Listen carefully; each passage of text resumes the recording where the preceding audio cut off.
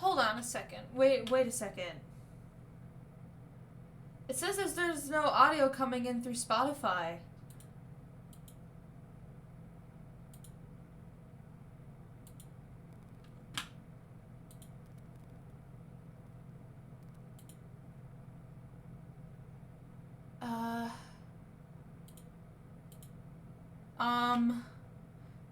I've been playing music this whole time. Has it just been quiet? Are you kidding me? How do I fix this?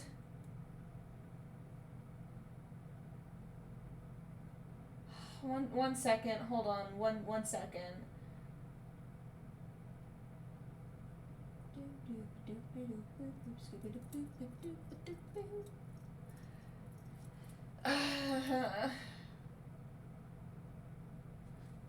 Wait, is it coming through? Hold on, I need to finish this tweet first.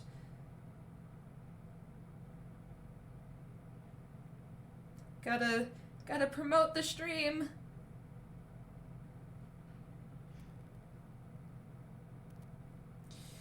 Oh dear. Can you hear? Hold on a second.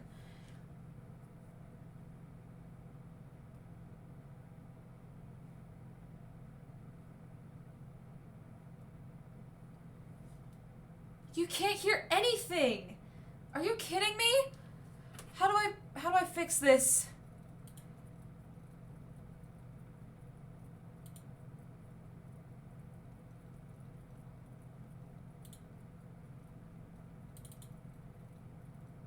We capture audio sessions from...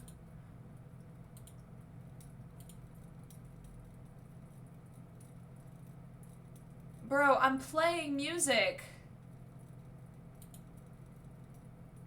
Is this because I updated my OBS? Is that why? Are you goddamn kidding me? Oh my god. Well, good thing I have this. At least that's showing up. But what do I do for this?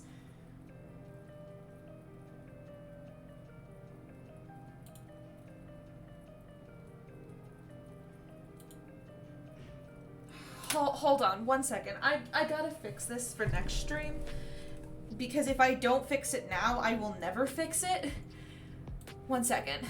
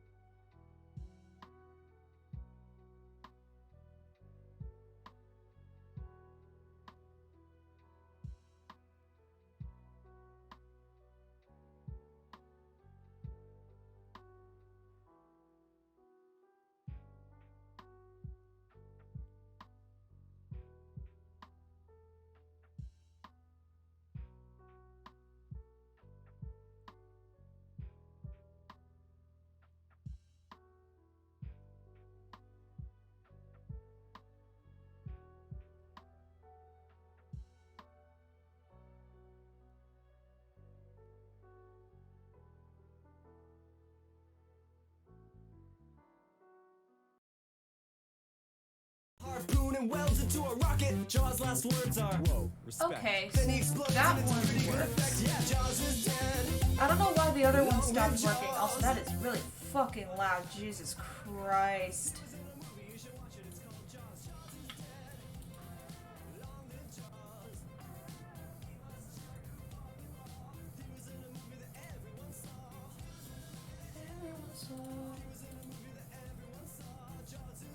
Now, how do I delete this one?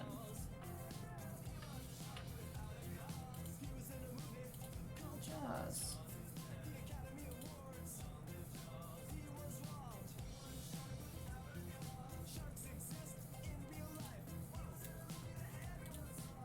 How do I... Okay, I'm just gonna... Real quick...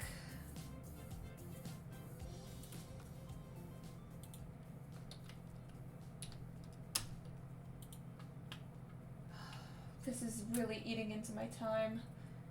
I'm really gonna have to make this into 2 parts now. I am so sorry. I mean, it was gonna happen anyway, but God, man, this has really fucked me up.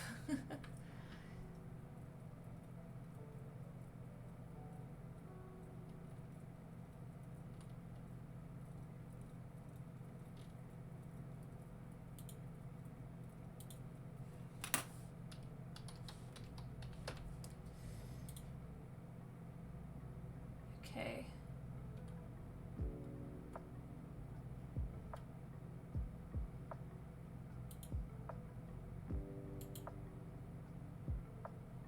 Oh, I can just do that.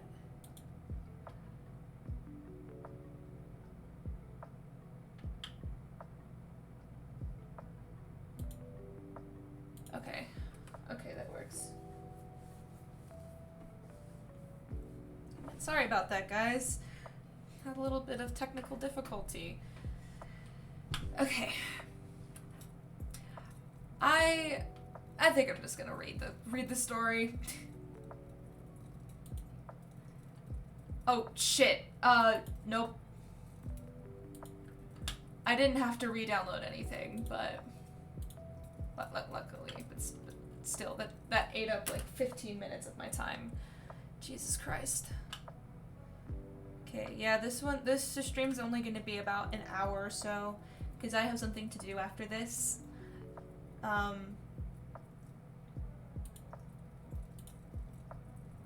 Alright, let's get into it.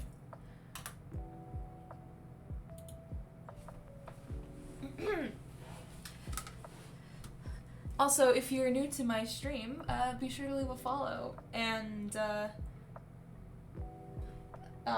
if you want to see me play other games, more specifically Omori, that's my sub goal. Well, obviously, if you don't have the money, you don't have to. Alright. Through a Glass Divine is written by Bones and the Bees. So, obviously, credit goes towards her.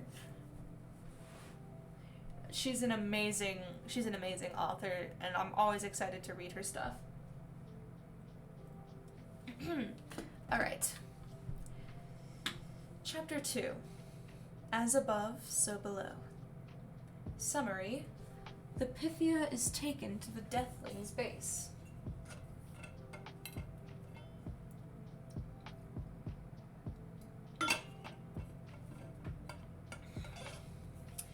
It had been a long time since the Pythia had seen the city like this. Wind whipped at his cheeks as they weaved behind the cars, the edges of his jacket brushing against car doors far too often for comfort. Neon holograms shimmered above his head, candy-bright advertisements looping over and over as they recommended things like soda and hair dye and anything else they could convince people to spend credits on. They pulled up to a stoplight, the Pythia breathing a sigh of relief for the brief respite. He glanced at the bus waiting in the lane beside them. The entire side of the vehicle converted into a screen, playing some ad for a TV show he'd never heard of before. Looking over his shoulder, he tensed when he saw the palace sitting in the distance. Cerulean steps led up to the glassed marble behemoth that overlooked the entire city, towering spires glittering in the reflection of the neon lights below. The Pythia stilled. It had been a long time since he'd seen the palace from this point of view, and he wondered why a place he'd lived for over a decade seemed so utterly foreign like this. The light changed, and he jolted when the bike started up again. His head was still spinning, so he shut his eyes and slumped against Tommy's back, trying to ignore the nausea crawling up his throat. He could practically feel bugs wriggling under his skin, and a cold hand resting on the back of his neck, telling him he needed to go back. The wind whispered in his ear, warning him that Clara wasn't going to be happy about this. The sky above, although covered in holograms and blocked by towering skyscrapers, still seemed far too open for his liking. He could feel her eyes on him, her judgment of him, her worry for him. When the bike turned a corner, they were bathed in a neon pink glow. Colorful cars and bikes sat on all sides of the intersection, the occasional honk or trace of conversation bleeding in above the roar of the engines. The Pythia glanced up, his heart skipping a beat when he was met with a towering hologram of Clara herself. Her arms were stretched towards the sky, that same unfamiliar face he saw in her statue tilted back to expose itself to the invisible stars above. Even though it was just a hologram, the Pythia shrunk down, like he was trying to hide from her gaze. It felt as though if he moved too quickly or sat up too much, the hologram would open her eyes and point him out for the blasphemy he was committing. But of course, it was just a hologram. Her head continued to stare up at the sky, ignoring the Pythia as he and his kidnapper were swallowed into the crowd of cars and bikes once again. Sorry. It wasn't his fault this was happening. He knew that. But the guilt was there. It clawed at his insides, twisting in his gut and worming under his skin like an itch he couldn't scratch. It wasn't his fault, but what if it was? Was there another way he could have warned Schlatt to make the Emperor believe his warning? Was he too quick to anger? Did he miss an important detail in the vision that Clara wanted him to see? He didn't know. He didn't know, and he knew it was pointless to turn over in his head now, because the damage was done. He'd failed, and now he was going to pay the price. The drive continued. The palace got further behind them as the skyscrapers got shorter and shorter. There were less cars around them now, the lights from the holographic advertisements shifting to dimmer tones, using less energy in the poorer parts of the city. Shadows danced along the edges of the streets, the Pythia barely catching a glimpse of shimmering neon graffiti nestled between two buildings as they raced by. Turning down another narrow road, the smell of roasting meat and spices wafted through the air. A swell of people were making their way through a night market, makeshift food stands lit up with harsh fluorescence and the occasional holographic banner. The stands seemed to trail further back into the entrance to the abandoned subway system, and he found himself wondering just how large the market was. Deja vu blossomed in his chest, cloying and heavy in a way that was wholly unpleasant. He remembered going to those types of markets as a child, darting between hungry patrons and running behind the stalls, making a grab for a kebab and sprinting as fast as he could to try and outrun the furious cook. Desperate times called for desperate measures. Clenching his jaw, he forced himself to look away from the market. The past doesn't matter, the former Pythia had whispered to him, her hands gripping his shoulders hard enough to bruise. You need to look to the future. Only the future. That is where Clara can guide you. The streets got darker, emptier. The palace was no longer visible in the distance, obscured by the short, dark buildings that looked as though they were sinking into rot. In a way, that almost made it easier to breathe, not being able to see the place he was supposed to be. Tommy turned the bike into a narrow alleyway. Neon gold flashed above an assuming metal door, twisting into a sign that simply made the letter Q. The bike stopped with a jolt. Dark spots danced behind the Pythia's eyes, and he found himself starting to tip to the side as soon as Tommy climbed off. Immediately, though, Tommy grabbed his arms, helping him off the bike without letting him faceplant into the ground for a second time that evening. I definitely gave you way too much, Tommy muttered as the Pythia slumped into his side. Truthfully, while the tranquilizer was definitely still in effect, the use of his limbs was slowly coming back to him.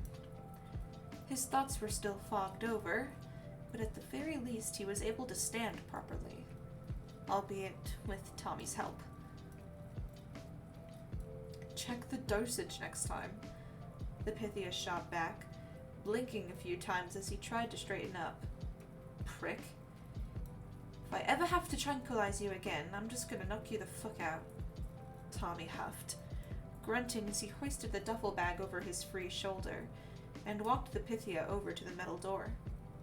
That way I won't have to listen to your bitching. The Pythia rolled his eyes as he focused on putting one foot in front of the other. Don't kidnap someone if you don't want them to complain about it. Ignoring him, Tommy brought his hand up to knock on the metal door 4 times exactly. Then, he shoved his hand in his pocket and waited. 1 second passed, then another. The knock of the echo rang in the Pythia's ears. He took a breath to try and steady himself, his head already pounding from the effort of standing again. The effect was only worsened by the anxiety fluttering in his chest like flapping wings. He didn't know where he was being taken, or what he was going to see on the other side of that door. Worse still, he had no idea what the Deathling's plans for him were. Clara was considered the antithesis to Kristen. The Pythia was the mortal vessel for Clara. The Deathlings upheld their devotion to Kristen above all else. Considering these facts side by side didn't give him a lot of hope for what was to come. After what felt like eons, but had likely been less than 2 minutes, the metal door was yanked open with a loud creak. "Who goes there?" a voice demanded, only one eye visible through the crack in the door. "Charlie, it's me," Tommy sighed, already looking exhausted. "Q told you I was coming in through the back tonight, remember?" "He did, but how do I know you're who you say you are? The other person on the side of the door..." Wait, no, the person on the other side of the door, Charlie, apparently, pointed out. "You sound like my friend Tommy from downstairs, but how do I know it's really you?" Tommy frowned like he was going to protest, but paused before letting out an even deeper sigh. He glanced up and down the alley, before pulling down the black mask covering the lower half of his face. Then, he leaned forward, baring his teeth in something only reminiscent of a smile. Behind the door, Charlie gasped. "Yes! I'd recognize those teeth anywhere! You could have just asked me to take off my mask," Tommy huffed as the door opened all the way. "But your skeleton is so great, Tommy from downstairs! Teeth are the best part of any skeleton, except for the bones, of course, which I have many of." Without the door in the way, the Pythia could now see that Charlie was a cheerful-looking man in his late 20s or so, with eyes such an unnatural shade of green, it was impossible for them to be anything but cybernetic. Despite this, he wore a pair of thick-rimmed glasses, along with a button-down shirt that was glowing a faint shade of green. He was standing in what looked like a glorified broom closet. An electrical box was attached to the wall, and there were 2 doors on either wall. One that had gold light creeping out from under it, and the other that seemed to have nothing but darkness beyond. No matter how many times you compliment my skeleton, I'm not bringing you any bones from the catacombs, Tommy told him, dragging the Pythia through the doorway. Immediately, Charlie's smile disappeared. But Tommy, you have so many down there, and I doubt you're using all of them. What the fuck do you even want them for? Tommy asked, raising an eyebrow. Charlie paused, thinking twice, or blinking twice. It was only then his gaze flickered towards the Pythia, eyebrows furrowing like he hadn't noticed the half-conscious guy hanging off Tommy's arm till now. Wait, is this? Yes. Tommy cut him off. This is why I came in through the back. The Pythia tensed as Charlie's eyes widened. Was Charlie a deathling? He certainly wasn't what he'd been expecting other deathlings to act like, but if he wasn't a deathling, did he still know who he was? Although Charlie looked like he wanted to ask another question, Tommy was speaking before he could. Look, are Phil and Tech back yet? Oh yeah, they're back. Charlie nodded. Just got back right before you, actually. Grunting as he readjusted the Pythia's arm around his shoulders, Tommy turned towards the door leading into the dark room, giving Charlie a half-hearted wave as he hefted it open. Gotta get down there to talk to them. I'll see you later though, yeah? Grinning, Charlie gave them an eager wave goodbye. See you later, Tommy from downstairs and Tommy from downstairs' new friend. I'm not his friend, the Pythia muttered. And then, the door shut behind them, leaving them in complete darkness. Fuck, you're still not gonna be good at stairs right now, huh? Tommy asked, his voice right next to the Pythia's ears. Stairs? His voice cracked as he tried to figure out where Tommy's face was in the darkness. You expect me to fucking climb stairs when I can't see anything? There was a beat of silence. Oh yeah, forgot that'd be an issue for you. Suddenly, there was the sound of rustling as Tommy reached to grab something from the bag on his arm. After a few moments, there was a soft mechanical whir, and then light. A bug was giving off light. On closer inspection, the bug was robotic. A small flying machine that couldn't have been larger than the tip of his thumb. A bright bulb was attached to its back, casting everything around them in a soft purple glow. Now, the Pythia could see they were standing at the top of a staircase. The steps were made of cracked stone, and spiraled down into the darkness, going far beyond where the flying light couldn't reach. Where the fuck are you taking me? The Pythia asked, wondering if it was worth it to try and make a break for the door. Maybe Charlie had left the broom closet room they'd entered through. If that was the case, he might be able to make it to the door that led out to the alley, and he could sprint for the street from there. Yeah, that wasn't gonna work. Although the tranquilizer had started to fade, his limbs were still heavy as stones, and it took a ridiculous amount of effort to stay upright even with Tommy's support. If he tried to run, Tommy would grab him in 2 seconds flat, and he really didn't want to be slammed into a wall again. To the underworld, Tommy answered after a moment, his voice completely flat. The Pythia's eyes widened. Was that metaphorical?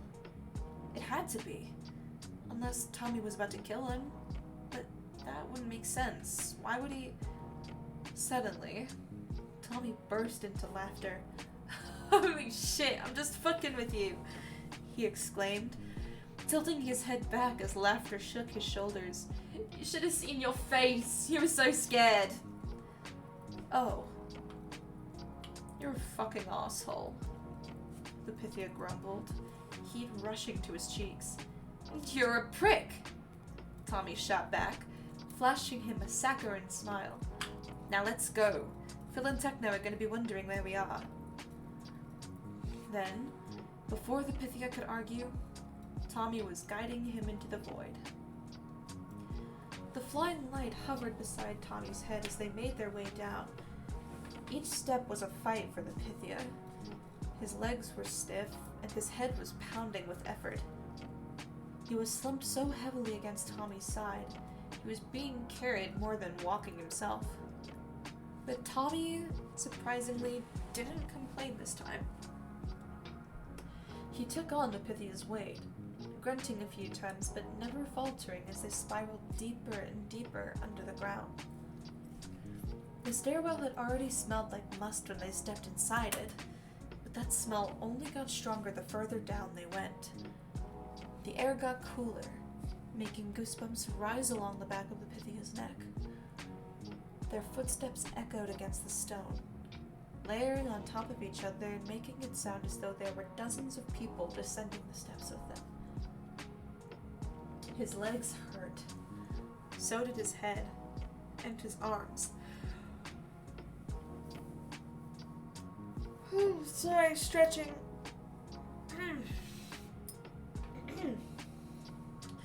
The nausea was back, and it was stronger than before. His heart was fighting hard against the tranquilizer, thudding in his chest with surprising force despite its steady rhythm.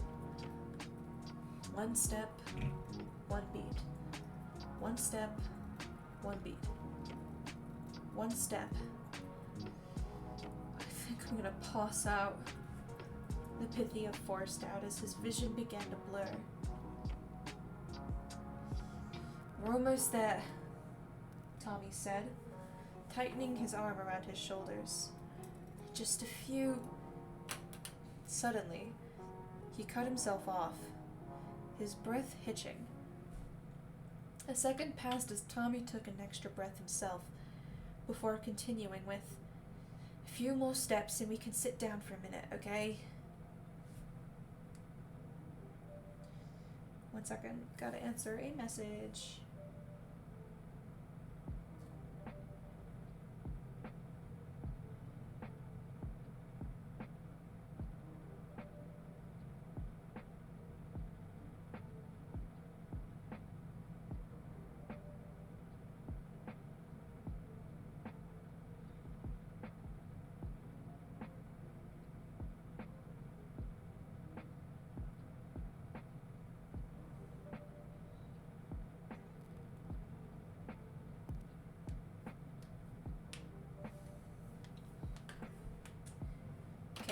I might pause here and there because I need to answer some messages. Let's see. Although he wasn't sure if he could take another step, he followed Tommy further down. They twisted around another curve, his stomach loudly exclaiming its protest, but right as his ears began to ring. "We're here," Tommy said, wasting no time in tugging the Pythia to the ground. He grunted as he dropped rather ungracefully onto the last stone stair. Despite the pain in his ass, though, he breathed a sigh of relief as soon as the weight was off his legs, leaning back against the cold steps and letting his eyes flutter shut behind his blindfold. His breath rattled in his lungs as he stopped feeling his heartbeat in his chest.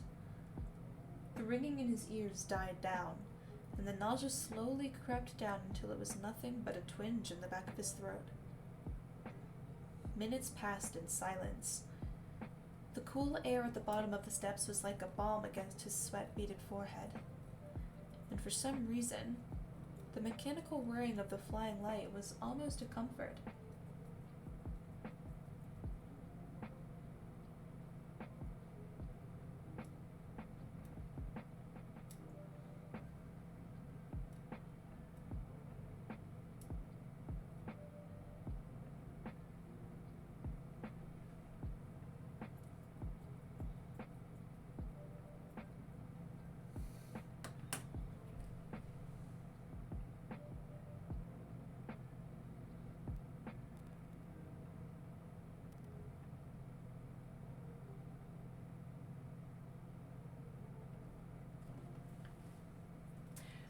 Let's see.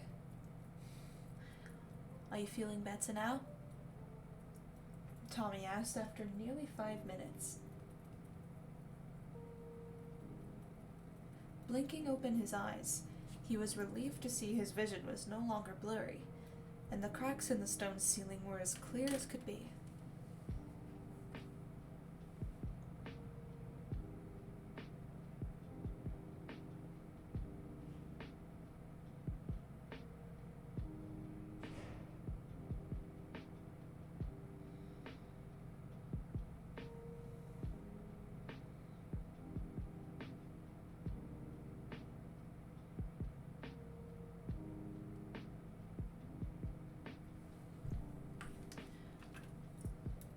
Okay, let's see. I don't feel like I'm gonna pass out, but I wouldn't say I feel better, he complained, groaning as he sat back upright. He expected Tommy to make a quip at that, to tease him or call him a prick again. Instead, though, sorry about that, he said, his voice low. Hopefully it'll wear off in the next few hours.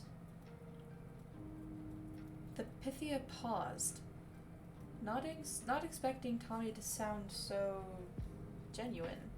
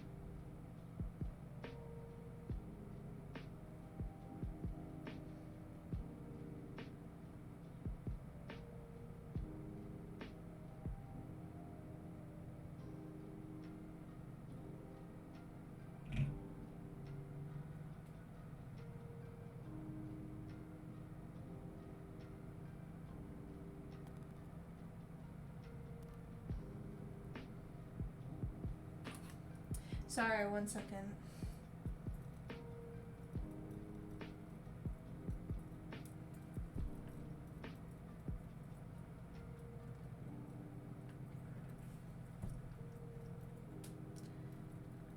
I hope so too, he muttered, looking away from Tommy to properly see where they were now. The room they were in was small. Not as small as the broom closet they'd spoken to Charlie in, but small enough to tell him that this room wouldn't be of much use as anything other than just a stair landing.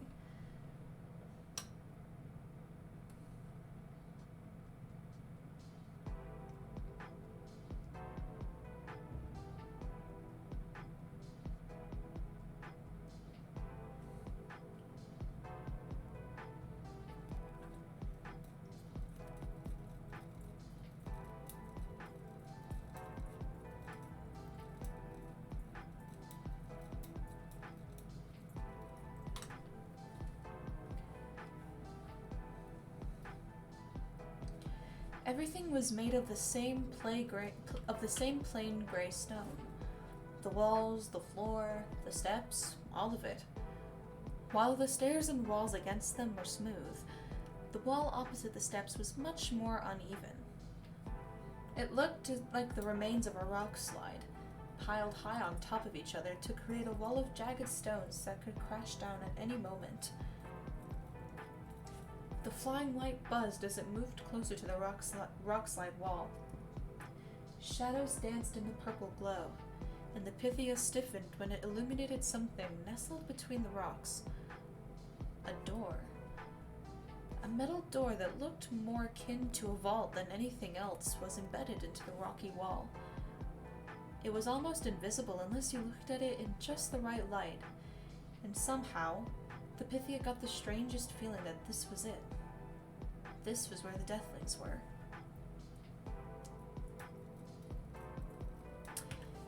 You okay to stand?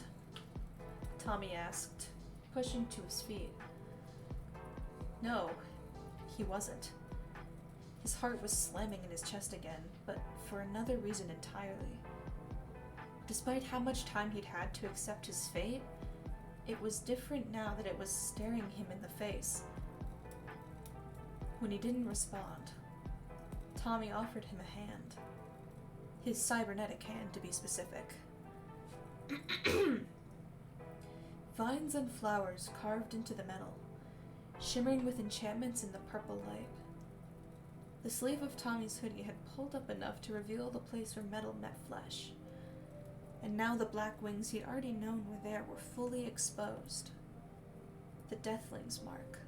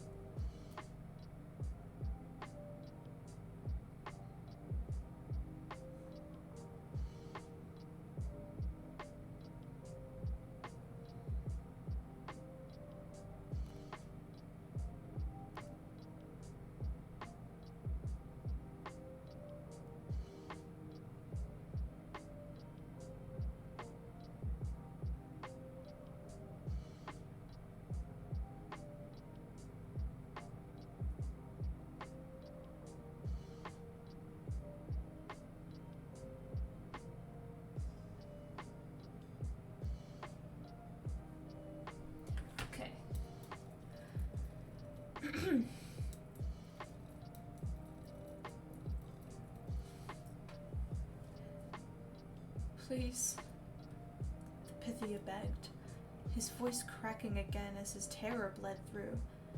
I don't know what you want with me, but don't do this.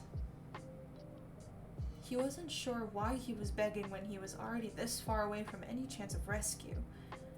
Still, he couldn't bring himself to take Tommy's hand.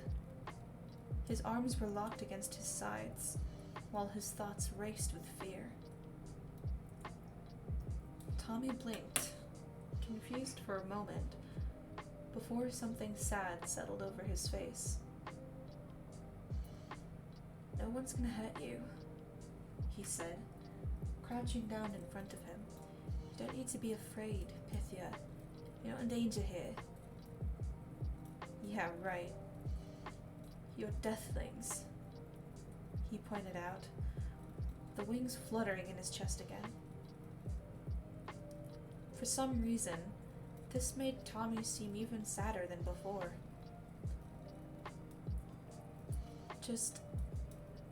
He paused, glancing back at the door embedded in the rocks. I have to bring you inside, okay? I really don't want to drug you again. There was no choice here. He was going through that door either way. It was just a matter of how he wanted to do it.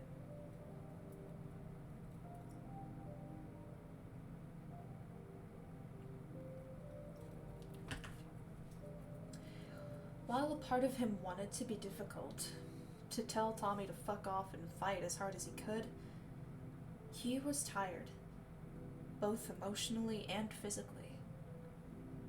There was a chill buried deep in his bones, smothering any fire he might have had left inside of him, because he'd already lost, and now he was in Kristen's domain.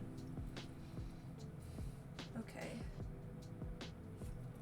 Instead of taking the offered hand, he used the wall to push himself up. His vision spun again, but after a few moments, the black spots faded and his head stopped screaming. Tommy wrapped an arm around his shoulders again, and the two of them stumbled away from the stairs and towards the door.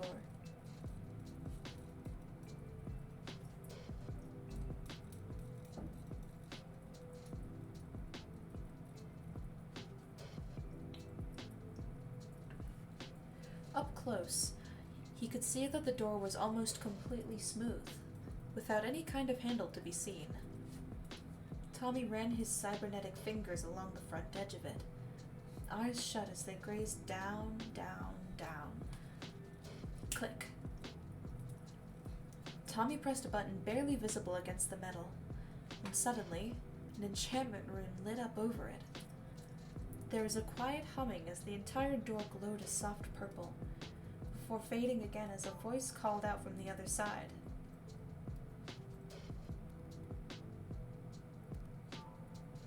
"Is that the pizza?" "It's me!" Tommy shouted back. There was a moment of silence, and then the Pythia heard what sounded like a camera lens zooming in.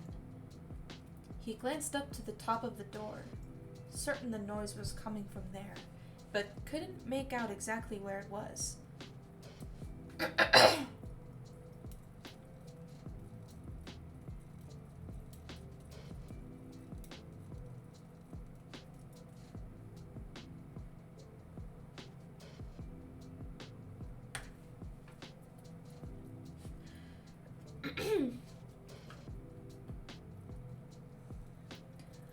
"Oh, I see we have a special delivery," the guy on the other side of the door teased.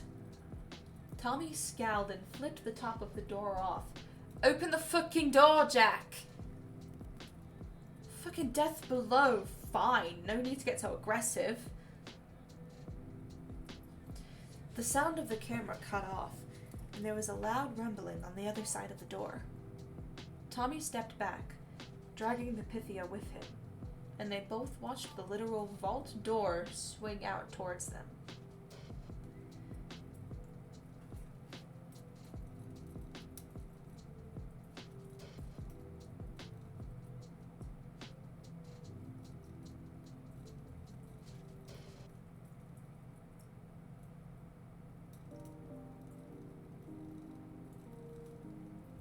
Eggy.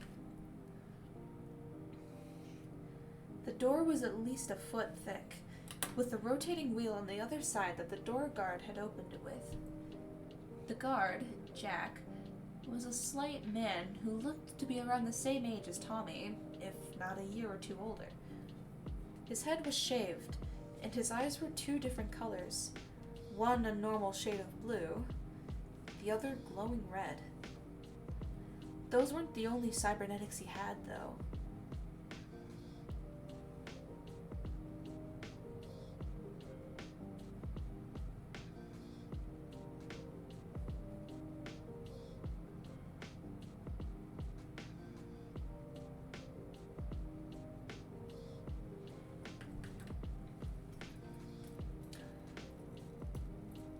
As Tommy dragged him over the threshold of the vault door, the Pythia could see that there were metal panels embedded along the back of his head, with one stretching over his red eye and stopping just above his cheekbone.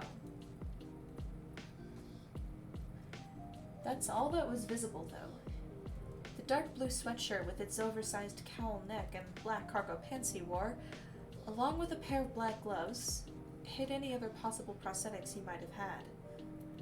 It wasn't often you saw someone with cybernetics as intense as the metal in his skull, so it wouldn't be a surprise if he had more than just that.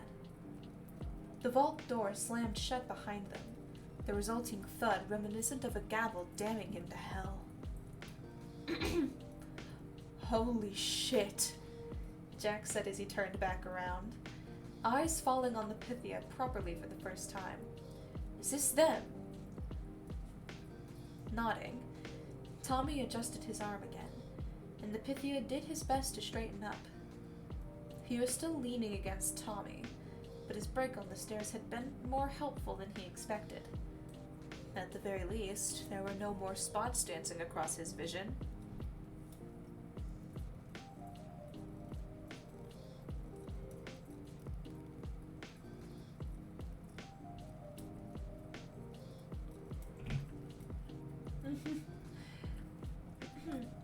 This is... Again, Tommy cut himself off with a soft gasp. This is... Again, Tommy cut himself off with a soft gasp, as if he needed to take an extra breath. Before the Pythia could question it, though, he continued. This is him, which is why I gotta talk to Phil and Techno right now. Blinking a few times, like he couldn't believe what he was seeing, Jack nodded as he took a step back. Of course, just... I can't believe it. The Pythia in the flesh. He paused then, a crease forming between his brows when his gaze landed on the blindfold. You blindfolded him? It's a long story, Tommy said, already guiding the Pythia away from the door, and subsequently away from Jack. I'll explain later, though. You better, Jack called back. And Phil and Techno are in the Adaton. Adaton? Thanks. With that, Tommy led him out of the vestibule and through an archway leading into a larger space. A much larger space. The moment they passed through the archway, the Pythia's eyes went wide behind his blindfold. Towering pillars made of smooth gray stone rose up and up to support a cavernous ceiling. Larger versions of the flying light Tommy had hovered near the ceiling, flickering in shades of white and purple. The floor was a darker marble that had cracked with age, but still gleamed in the reflection of the purple and white light above. It wasn't just the floor that showed signs of age, though. Some of the pillars had cracks running through them that seemed as though they'd been hastily resealed with some kind of shimmering filler. Near the ceiling, the Pythia could just barely make out a few cobwebs sitting in the corners between the walls. Far too high up for anyone to even hope to clean them out. His gaze trailed back down, and he noticed in one of the far corners on the ground, there was a stack of boxes piled on top of one another. On closer look, he realized they were shipping crates, with different company names plastered across the sides. Some of the boxes seemed to have been pried open with crowbars, while others were still perfectly sealed. Did they steal all of those? He continued looking around the space. There were 3 archways on the 3 different walls in front of him. Right, left, and straight ahead, each looking as though they led into different spaces entirely. Before he could try to figure out which archway Tommy was going to lead him through, his eyes fell on another part of the cavernous room, and his breath caught in his throat as he realized exactly what this place was.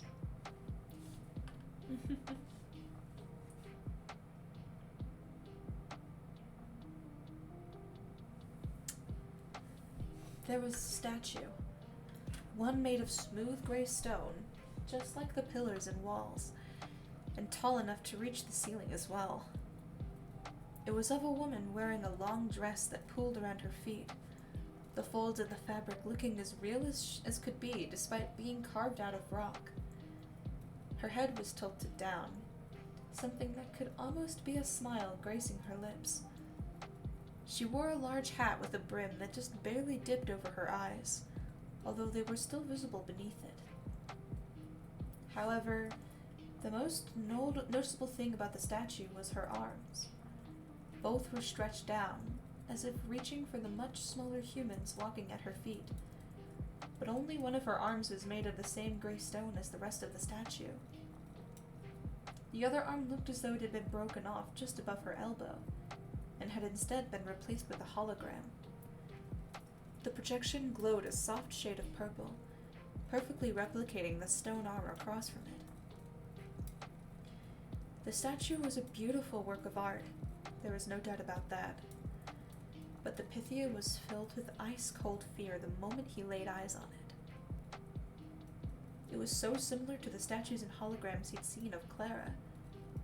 Except Clara's head was always tilted up towards the sky, with her arms stretched above her head. And she never wore a hat. Although it was difficult to find depictions of Kristen, considering most icons of her had been destroyed centuries prior, the few surviving pieces that existed in history books all showed the same distinctive figure. A large hat that just barely hid her eyes from view. The pillars, the statue, the cracks in the stone showing its age, it all made sense now.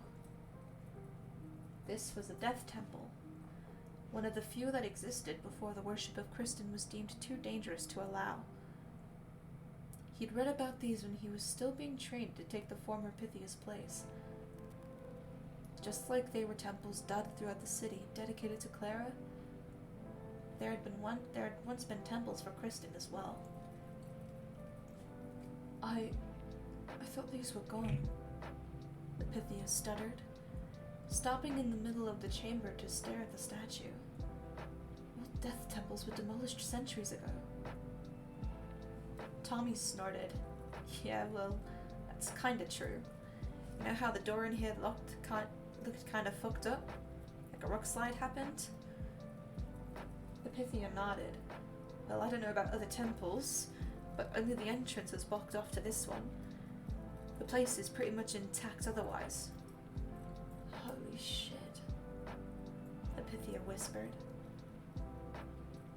Falling silent, his eyes slowly trailed up the statue and towards Kristen's face again. A beat passed. Something heavy lodged itself in his throat. Then, he ripped his gaze away. He shouldn't stare at a false idol like that. While he was in Kristen's domain now, the last thing he wanted to do was give her any sort of power over him. Even if he knew simply staring at a statue wasn't going to do anything, it eased the anxiety buzzing under his skin to turn away from it.